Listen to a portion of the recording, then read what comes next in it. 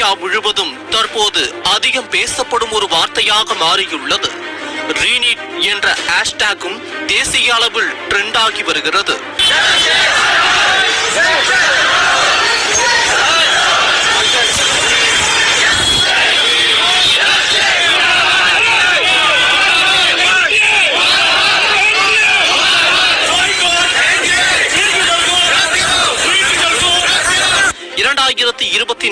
ஆண்டுக்கான நீட் தேர்வு முடிவுகள் ஜூன் 14ஆம் தேதி வெளியாகும் என அறிவிக்கப்பட்ட நிலையில் கடந்த ஜூன் 4ஆம் தேதியே எந்த ஒரு முன் அறிவிப்பும் இன்றி வெளியானது மாணவர்கள், கல்வியாளர்கள், பொதுமக்கள் என பலரிடம் ஒருவித குழப்பத்தையும் சந்தேகத்தையும் ஏற்படுத்தியது.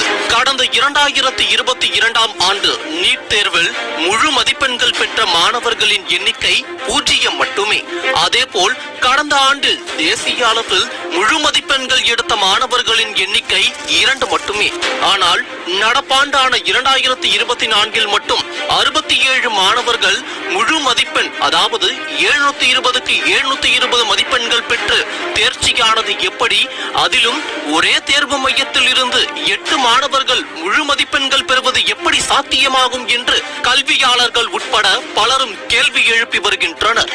அது மட்டும் இல்லாமல் மதிப்பெண்களில் குளறுபடிகள் இருக்கின்றன என புகார்கள் எழுப்பப்பட்ட பிறகு சிலருக்கு கருணை மதிப்பெண்கள் வழங்கப்பட்டன என்ற தகவலை நேஷனல் டெஸ்டிங் ஏஜென்சியான தேசிய தேர்வு முகமை வெளியிட்டது.